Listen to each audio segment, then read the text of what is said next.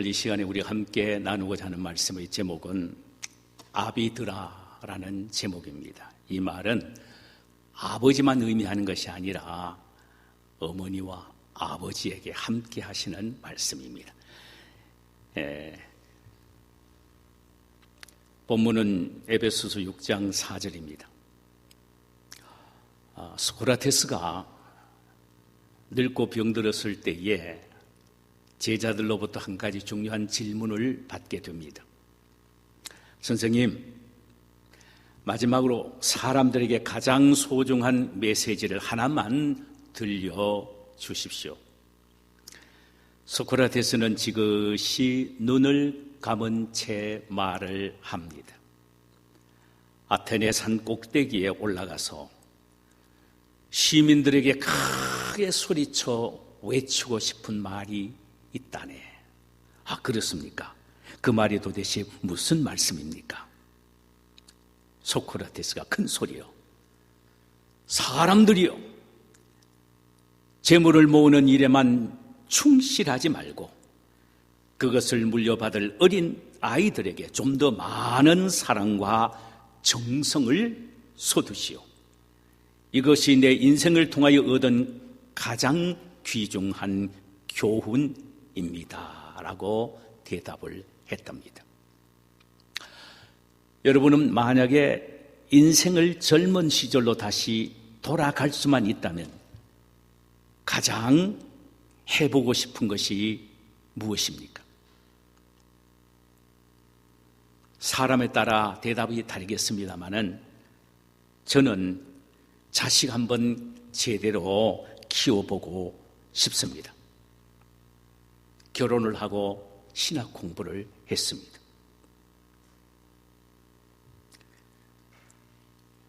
정신없이 학교 다니고 아내는 직장 생활 하는데 시간이 없습니다. 아이가 언제 태어났는지 어떻게 컸는지도 모를 정도였습니다. 그야말로 아이들은 길거리에서 굴러다니는 돌처럼 자라났고 짐승처럼 방목이 되었습니다. 어느 날 저녁 때에 집에 들어와 보니까 주인집이 개가 있는데 그 개 문 옆에서 개와 함께 누워서 잠을 자고 있었습니다. 너무나도 마음이 아팠고 충격을 받았습니다. 그래서 요즘 저희 부부가 이따금씩 하는 말은 우리는 정말 자식들에게 못난 부모였으니 이제는 손주들에게 한번 정성을 쏟아보자라는 이야기를 나눕니다. 여러분 가운데 대부분은 멋모르고 결혼해서 엄마가 되는 교육 한번 사전에 받아보지 않고 자녀를 낳아 시행착오를 거듭 겪으면서 자식을 키운 그런 부모들이 대부분일 것입니다. 후회가 막심하지요. 이제 자식을 키울 수 없을 정도로, 교육시킬 수 없을 정도로 훌쩍 커버린 사람들은 그들이 낳은 손자들을 잘 키워보는 일에 정성을 쏟아야 할 것이며, 지금도 끊임없이 자녀 교육에 현재 진행형인 사람들은 이 말씀을 받는 이 시간은 너무나도 복되고 귀중한 시간이니 잘 받아서 새겨 자녀들의 교육에 성공적인 부모가 되었으면 좋겠습니다. 최근 연구한 결과를 보면은 자녀 교육에 참 많은 영향을 주는 분들이 부모보다도 오히려 할아버지, 할머니라는 보고서가 나왔습니다. 그 이유에 대해서 이렇게 말합니다. 할아버지, 할머니가 손주를 보는 시각과 부모가 자식을 보는 시각은 다르다는 것입니다. 할아버지, 할머니는 손주의 좋은 면만 보이나 부모는 자식의 나쁜 면만 보인다는 것입니다. 할아버지 할머니는 좋은 면만 보고 늘 칭찬하고 자랑하고 격려하면서 그의 기분을 최대로 극대화시켜주기 때문에 손주들은 할아버지 할머니 밑에서는 자존감을 갖고 자란다는 것입니다. 저녁에 들어온 부모님은 자녀들이 나쁜 면을 보고 한 번만 책망하면 된다는 것입니다. 이렇게 균형을 이루면서 자식을 교육시켜야 된다는 것입니다. 할아버지와 할머니와 그리고 부모 말입니다. 부모는 책망하고 할아버지 할머니는 격려하고 용기를 주면서 힘을 북돋워 주는 일을 하면 된다는 것입니다. 그런 면에서 보면은 할아버지 할머니가 있는 손주들은 참 복된 아이들입니다. 좋은 일입니다. 한국의 한 유명한 여성 강연자 가운데 하나가 김미영이라는 사람이 있습니다. 자녀 교육에 대한 강의를 했는데 제가 너무 흥미로워서 두 번을 들었습니다. 그녀는 이렇게 이야기를 했죠. 가정에 할아버지와 할머니가 계신다는 건 축복된 일이다.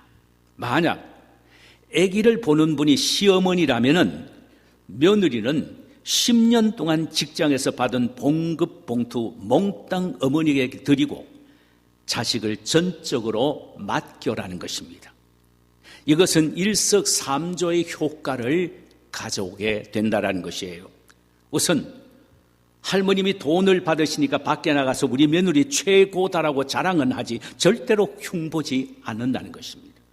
또 하나는 손주에 대한 독특한 사랑이 있는 데다가 거기에다가 돈까지 받으니까 그야말로 가장 위대한 보모처럼 손주들을 키운다는 것입니다.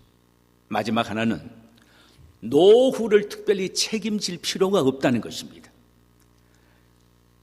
시어머니에게 돈을 드릴 때 반드시 어머니 이 돈으로 노후까지 준비하세요라는 말씀을 드리라는 것입니다.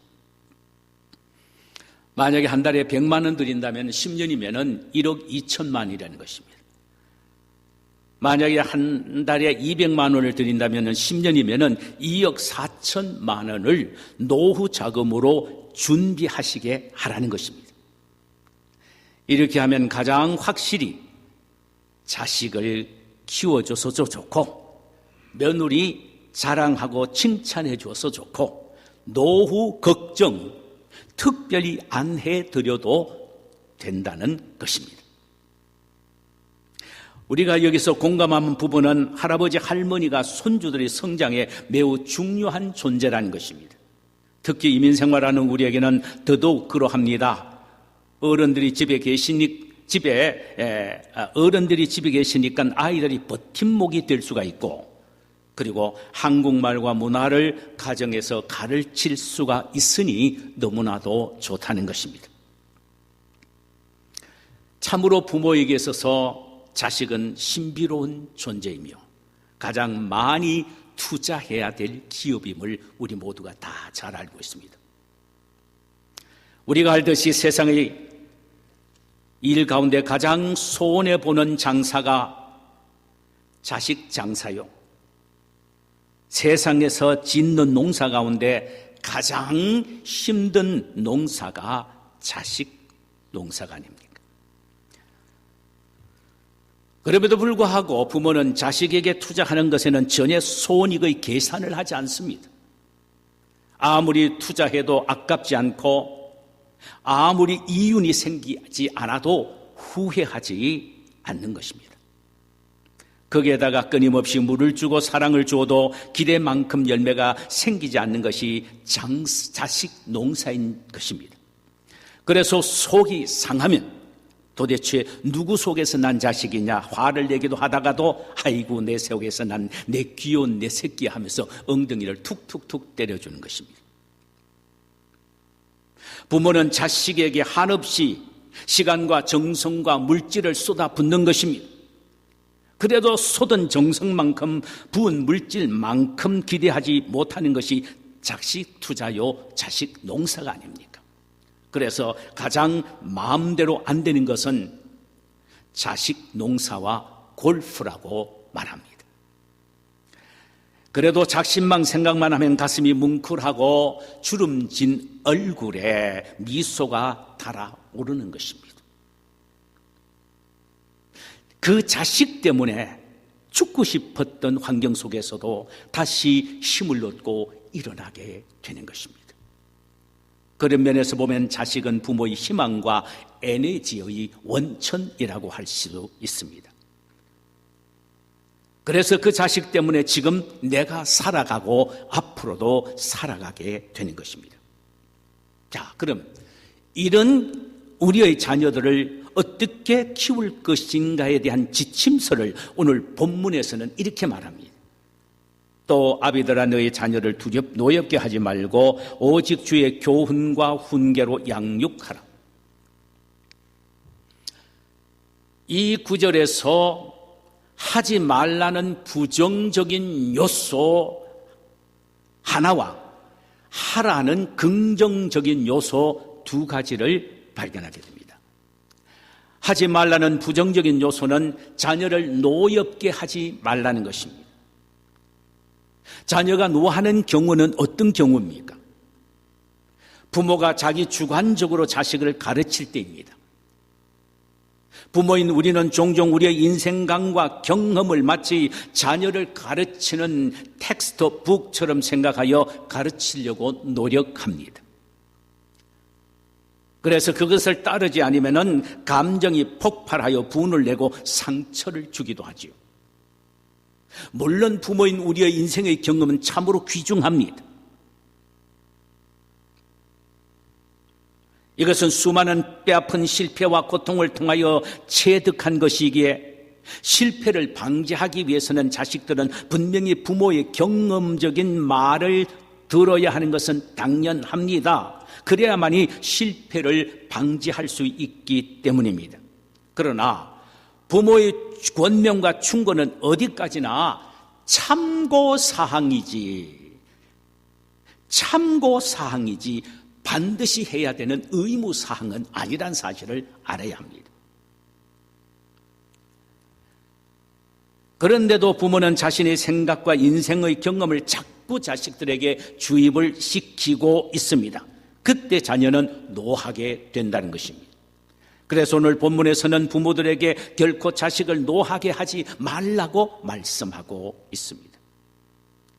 여기에 노엽게 하다는 말은 프롤리조, 헬라말로 프롤리조인데 영어로서는 provoke, 꾸짖다, 호되게 야단치다라는 의미입니다. 그런데 이 말의 원 의미는 노엽게 하다, 상처를 주다라는 의미입니다.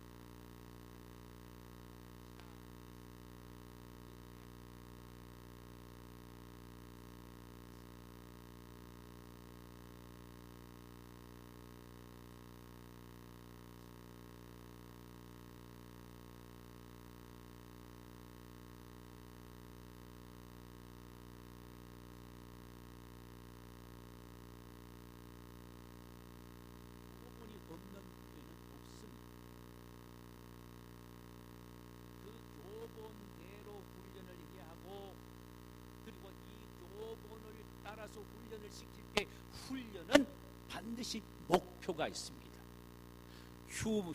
훈련은 교본을 따라서 해야 되고, 그리고 훈련은 반드시 그 파이널 골이 있습니다. 최종적 목표가 있습니다.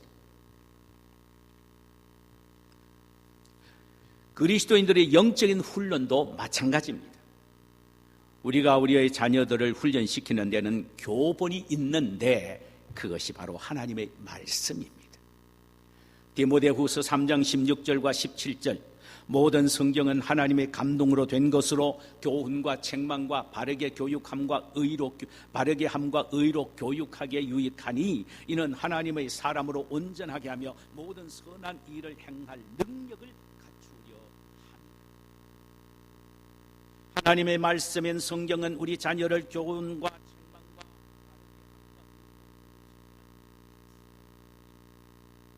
부모의 경험과 인생 철학이 아무리 좋아도 하나님의 말씀만큼 될 수 없습니다.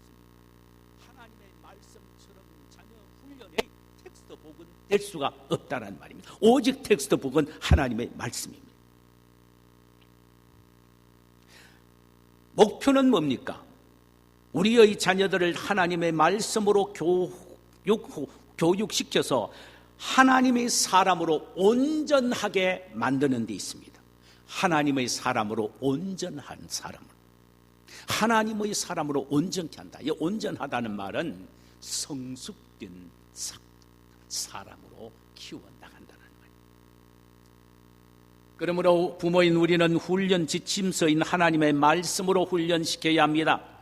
하나님의 말씀에 따라 책망하고 하나님의 눈으로 훈련시키고 개발시키고 잘못할 때는 체벌해야 한다는 말씀입니다. 종종 우리가 듣는 말은 이런 말입니다.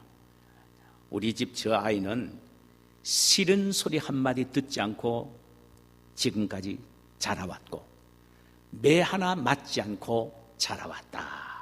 이렇게 말하는 부모의 말을 들을 때가 있습니다. 이것은 자신이 하는 자녀 교육에 대한 맹점을 드러내는 말입니다. 하나님의 눈으로 볼 때 그 아이가 그토록 완벽하다는 말입니까?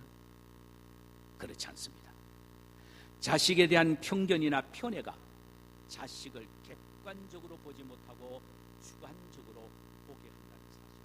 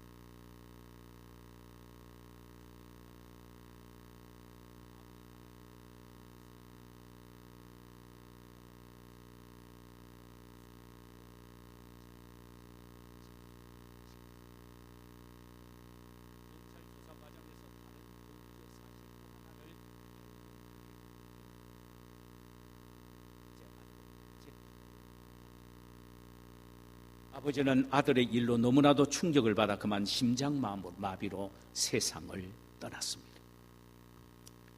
재판날이 되었습니다.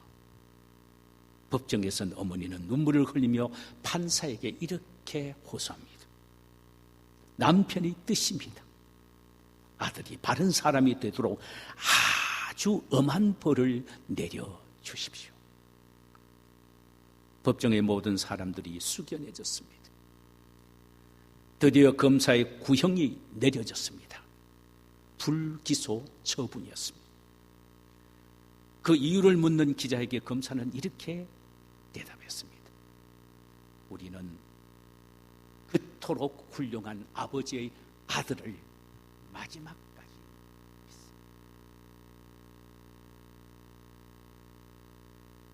신앙인인지 아닌지는 모르나 만약 불신자라고 한다면 불신 아버지도 자식의 잘못을 보고 올바른 사람을 만들기 위하여 체벌했거늘 하나님의 자녀인 우리가 하나님이 우리에게 맡겨주신 우리 자녀들이 하나님의 말씀에 순종하지 않는다면 어찌 체벌하지 아니할 수가 있겠습니까?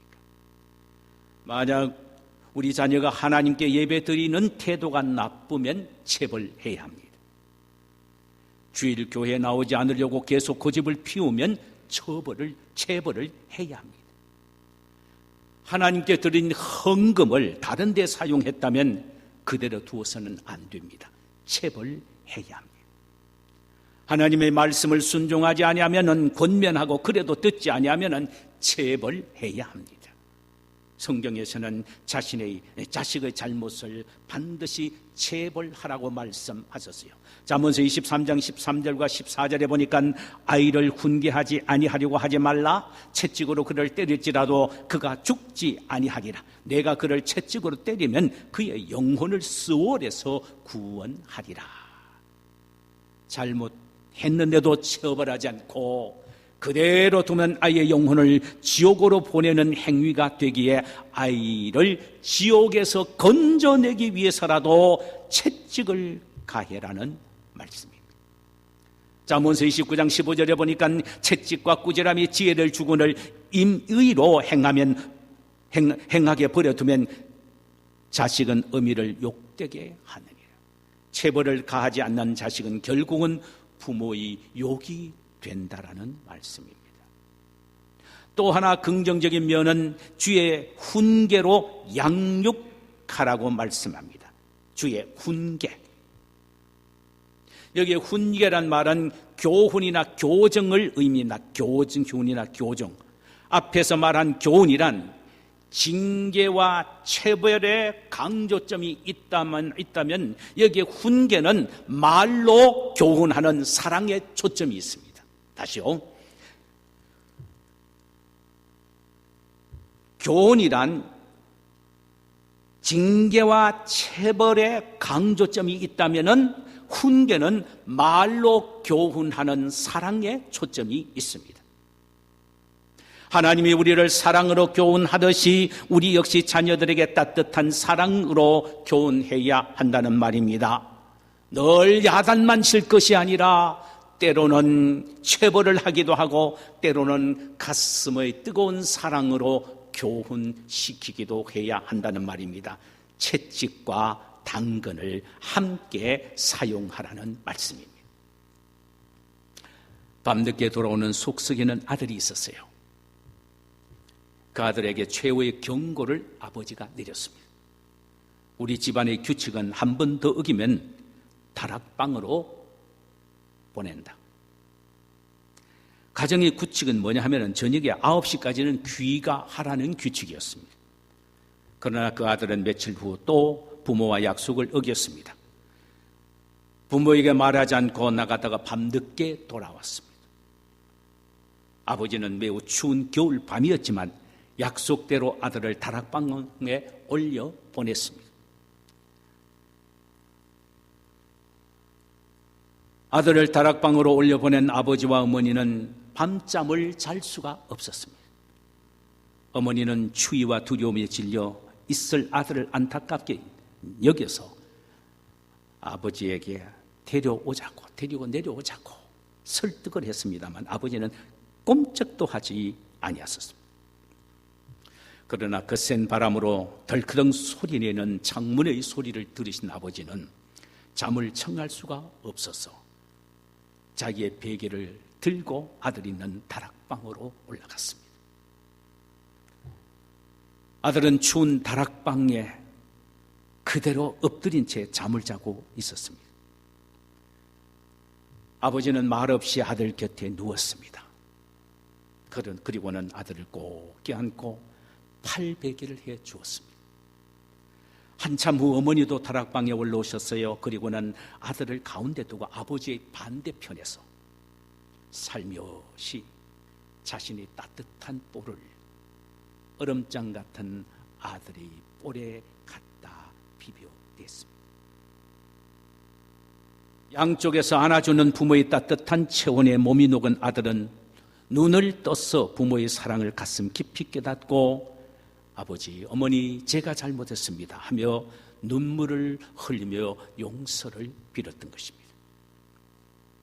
인간이 만든 가정의 규칙도 사랑으로 할 때 그 딱딱한 아들의 마음이 녹았다면, 전능하신 하나님이 살아있는 말씀을 갖고 사랑으로 훈계를 한다면 왜 우리의 자녀들이 바꾸어지지 않겠습니까? 반드시 변합니다. 자식이 상처에 시달릴 때, 자식이 방황하고 있을 때에, 자식이 위기에 부닥칠 때에 어떻게 그 아들을 인도할 수 있을까요? 체벌이 아니라 사랑을 가슴에 안고 하나님의 말씀으로 훈계해야 합니다. 그때에 우리의 자녀들은 다시 돌아오고 설 수 있게 될 것입니다. 한 집안에 아이가 태어났습니다. 두 팔과 다리가 없습니다. 아이를 받아든 간호사도 의사도 소스라치듯 놀랐습니다. 엄마가 아이를 보았을 때 받은 충격을 생각하여 아예 아이를 다른 방으로 옮겼습니다. 아이가 황달이 심하다라는 핑계로 엄마에게 아이를 한 달 동안 나는 이루어지니 아이의 엄마에게 말했습니다. 아이가 조금 장애를 가지고 태어나서요, 남들이 있는 게 조금 없었어요 하며 조심스럽게 엄마를 아이를 보는 순간 엄마가 쓰러질지도 모른다는 생각으로 만반의 준비를 한 채 엄마를 신생아실로 인도했습니다. 엄마가 아이를 보는 순간 감격스러워하며 어머나 귀여운 내 아이 하면서 사랑으로 그를 껴안습니다. 이 아이를 키우면서 얘야, 너는 남과 다르게 생겼단다. 남들이 가진 것 조금 없을 뿐이야. 너는 개성 있게 생겼어. 이렇게 끊임없는 격려와 사랑으로 아이를 키우는 사이에 10cm 정도 두 팔이 자라났습니다. 이 아이는 13cm 정도 되는 두 팔로 야구도 하고 족구도 하고 수영도 하고 컴퓨터도 하고 붓글씨도 쓰고 밝고 명랑하게 심지어 골목대장으로 자라납니다. 그리고는 당당하게 일본의 명문 와세대 대학 정경부에 입학하여 졸업을 하게 되지요. 그는 늘 이런 말을 했습니다. 장애란 개성일 뿐이야. 나는 남들이 가진 걸 가지지 못했지만 나는 더 많은 것을 가졌다. 나는 유리한 것이 너무나도 많아. 장애인이기 때문에 친구가 더 많아. 여러분, 이것은 우리나라 초등학교 4학년 교과서에 실려있는 일본의 오토다케 히로타다의 자서전 오체 불만족이라는 책의 한 부분을 인용한 것입니다. 장애는 불구가 아니라 특별한 개성이야. 장애는 불구가 아니라 특별한 개성이야. 그의 어머니의 격려와 사랑 때문에 그는 그런 장애 속에서도 당당하게 자라온 것입니다. 사랑하는 여러분, 인간적인 격려와 사랑이 한 인간을 이토록 대단한 사람으로 바꾸어 놓는다면 하나님의 말씀으로 비전을 주고 격려하고 사랑을 준다면 어떻게 위대한 인물로 성장하지 아니할 수가 있겠습니까? 우리는 우리 자녀들에게 때로는 하나님의 말씀으로 엄하게 체벌을 하기를 주저하지 말아야 하며, 어느 때는 하나님의 가슴으로 사랑과 격려와 위로로 자녀들을 대해야 합니다. 그러나 여기서 전제되어야 할 것이 있습니다. 그것은 주의 교훈과 훈계로 양육하기에 앞서 먼저 하나님의 사랑을 가르쳐 줘야 합니다. 하나님이 너를 얼마나 사랑하시는지 아니? 너무너무 너를 사랑하셔서 당신의 하나뿐인 외아들 예수를 이 세상에 보내어 너를 위하여 십자가에 죽으시고 부활케 하셔서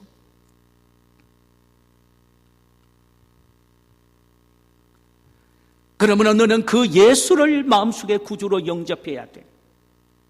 끊임없는 하나님의 사랑을 마음속에 심고 있어야 해. 그리고 그 하나님이 너를 얼마나 사랑하시는지 어떻게야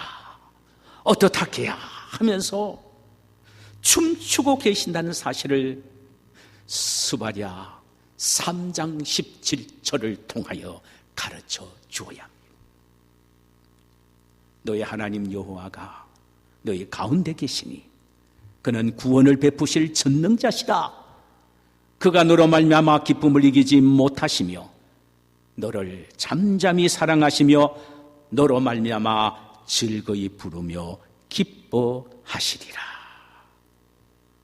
하나님이 나를 너무너무 사랑하셔서 나의 이름을 부르시면서 춤을 추고 계신다는 사실을 깨닫게 될 때에 억지로가 아니라 자발적으로, 부득이가 아니라 기쁨으로 주의 훈계와 교훈으로 양육받을 수가 있습니다.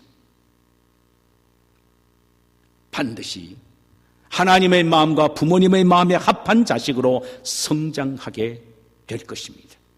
그리고 그는 세계를 가슴으로 품는 세계적인 인물로 성장하게 될 것입니다. 이런 꿈과 목적을 갖고 자녀를 키우는 우리 모든 부모님들이 되시기를 주님의 이름으로